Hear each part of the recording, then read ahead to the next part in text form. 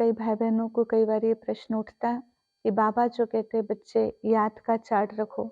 या बाबा कहते बच्चे आप 2-4 घंटे के योगी नहीं हो, परंतु योगी जीवन वाला हमें बनना है। तो योगी जीवन वाला बनना अर्थात ही निरंतर योगी बनना। अब निरंतर योगी बनने के लिए हम क्या ऐसा पुरुषार्थ करें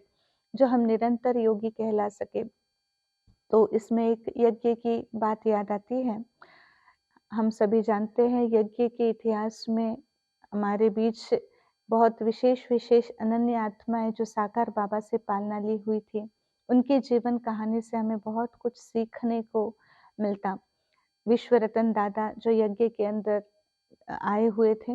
बाबा हमेशा विश्व रतन दादा को कहते थे ये निरंतर योगी बच्चा है। तो किसी ने एक बारी विश्व रतन भाई जी से पूछा कि आप ऐसा कौन सा विशेष पुरुषार्थ करते हैं कि जिस आधार पर बाबा आपको इतना बड़ा टाइटल देते हैं निरंतर योगी। विश्व रतन दादा ने एक ही बात अपने जीवन के अनुभव की शेयर किया कि मैं ये पुरुषार्थ करता हूँ कि मेरे ऐसे कोई कर्म ना हो कि जिस कर्म के कारण औरों के संकल्प मेरे प्रति चले। उन्होंने सिंपल सा एग्जाम्पल दिया कि मानो कोई चीज कहाँ पर रखी हुई है, मानो कोई किताब कहीं पर रखी हुई है,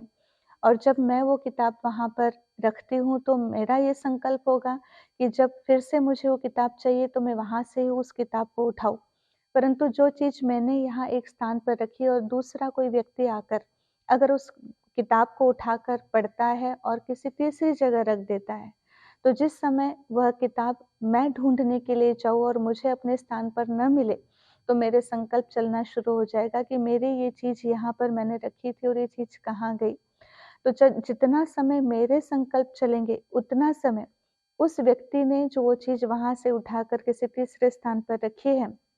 उसका योग लग नहीं सकता, क्योंकि मेरे संकल्प उसका योग लगने नहीं देंगे। तो इसलिए कई बार हम सभी का ये अनुभव होगा कि हम योग के लिए बहुत मेहनत करते हैं, परंतु फिर भी जो अवस्था योग की होनी चाहिए वे नहीं होती है। इसका यही बहुत सूक्ष्म कारण विश्व रतन दादा के इस अनुभव से सीखने को मिलता, समझने को मिलता कि हमारा ऐसा कोई भी कर्म ना हो कि जो हमारे कर्म से औरों के संकल्प चले और उनके संकल्प हमारा योग लगने न दे। भाव ये है कि जितना हमारे कर्मों की एक्यूरेसी होगी, हम हर चीज और हर कर्म यथा योग्य यथार्थ करेंगे और हर चीज अपने स्थान पर ही रखना शुरू कर दे। इस छोटी सी चीज से, इस छोटे से परिवर्तन से हम अपने जीवन में अगर एक शुरुआत करें कि हर चीज अपने स्थान पर रखे, ताकि उस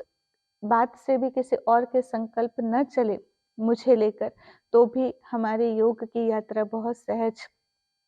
निरंतर होना शुरू हो जाएगा। दूसरी एक बात, हमारी दादी जानकी जी ने बाबा से एक बार प्रश्न किया कि बाबा आप जो कहते हो कि कम से कम 8 घंटा हम योग करें, कम से कम, वैसे तो निरंतर योगी हमें बनना है, परंतु जहाँ पर हम इतना बिजी रहते हैं तो हम कैसे बाबा को निरंतर याद कर सके। कितने लोगों से मिलना होता है, सेवा के प्लान करना होता है, अलग अलग पार्टियाँ आती है, अलग अलग लोगों की बातें समस्याएं होती है जो दादियों से शेयर करते हैं। तो बाबा ने कहा बच्चे एक पार्टी अगर आपसे मिलने आती है, अगर वो उठ कर जाए और दूसरी पार्टी उसकी जगह आपसे मिलने के लिए फिर आए, तो उसके बीच में कुछ समय तो आपको मिलता है। तो दादी ने कहा हाँ बाबा मिलता है, परंतु अगर वो 5-10 मिनट भी हम याद करें दो पार्टियों के बीच के समय में, फिर भी 8 घंटा तो याद नहीं हो पाएंगे। तो बाबा ने कहा बच्चे अगर आप उस दो पार्टी के बीच में मिले हुए समय में 1 मिनट भी